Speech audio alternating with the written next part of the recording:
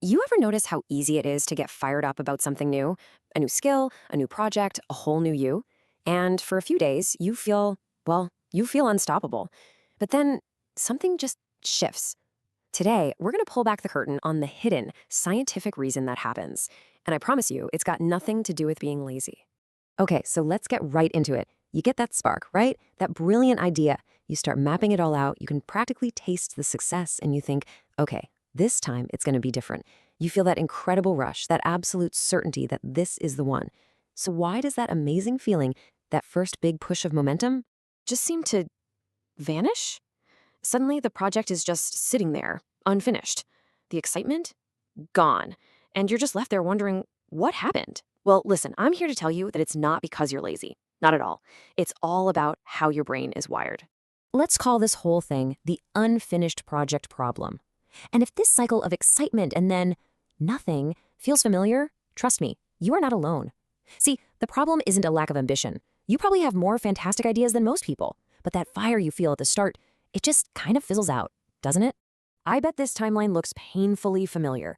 You start at day one with that unstoppable excitement. It's amazing, but then look what happens by week two. The newness wears off and it just becomes work, repetitive work. And by month two, quiet abandonment. The project is just gone, left on its own little island. It's not a failure of passion. It's a breakdown of momentum. And this is the absolute worst part, isn't it?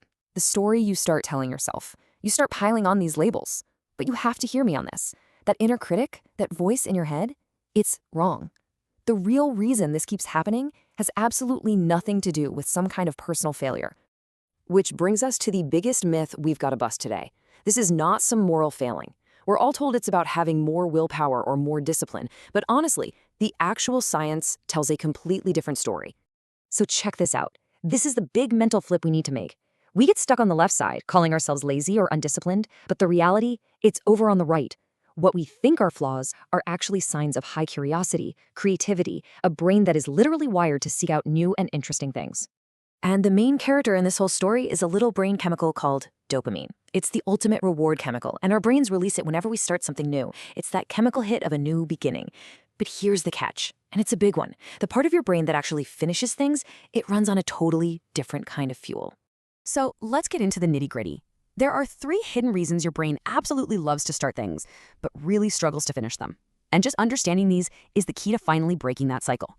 So here are our 3 culprits: the dopamine trap, the fear of identity failure, and what we'll call the multipotentiality brain.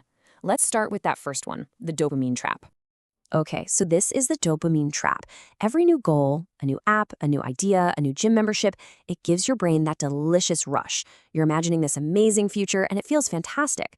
But then you hit what I call the boring middle. The work gets tough, progress slows down, and that dopamine fix, it's gone. And this chart says it all, doesn't it?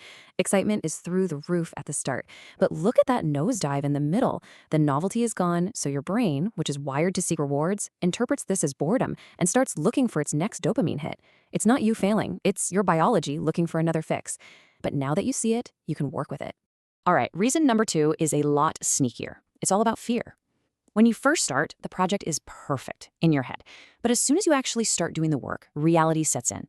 It's way harder than you imagined, maybe you're not as good at it as you hoped, and that little voice of doubt starts getting louder and louder.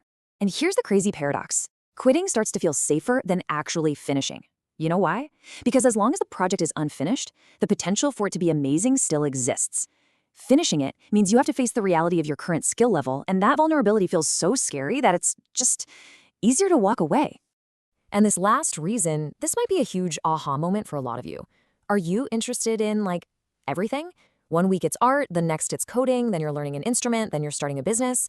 Well, you might just have what's called a multipotentialite brain. And that is not a flaw, it's a superpower that you haven't learned to use yet. Your attention is constantly being pulled in all these different equally shiny directions. You dive deep into something, learn super fast, and then once you kind of get the hang of it, you get bored and leap to the next exciting thing. The problem isn't your curiosity, it's that you're trying to play by a specialist's rules with a generalist's brain. Okay. Enough about the why. Let's get to the how. How do we build a system that actually honors your brain's wiring, but still helps you get things across the finish line? Let's build your personal toolkit. So, if you remember one thing from this whole explainer, let it be this. You have to stop trying to cram yourself into a productivity box that wasn't built for you. The goal isn't to change who you are, it's to create a system that works with your natural tendencies, not against them. Here are 4 super simple, actionable things you can start doing. First, limit your active projects. Seriously, pick 1 or 2 things, that's it. Second, take that huge mountain of a goal and break it down into tiny pebble-sized steps. Third, and this is huge, you've got to celebrate every small win to build momentum. And finally, stop waiting for motivation to show up. Action creates motivation, not the other way around. Just do the first tiny thing. I really want you to let this one sink in.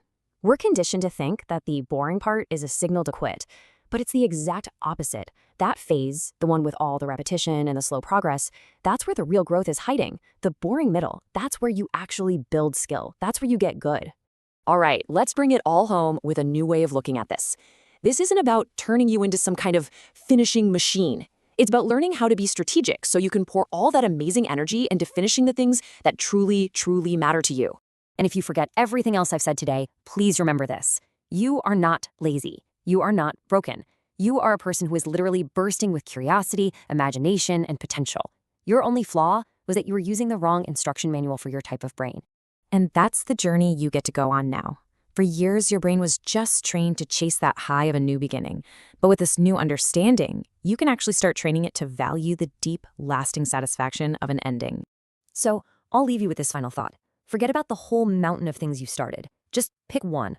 What is one unfinished goal, no matter how small, that you are finally ready to see through to the end?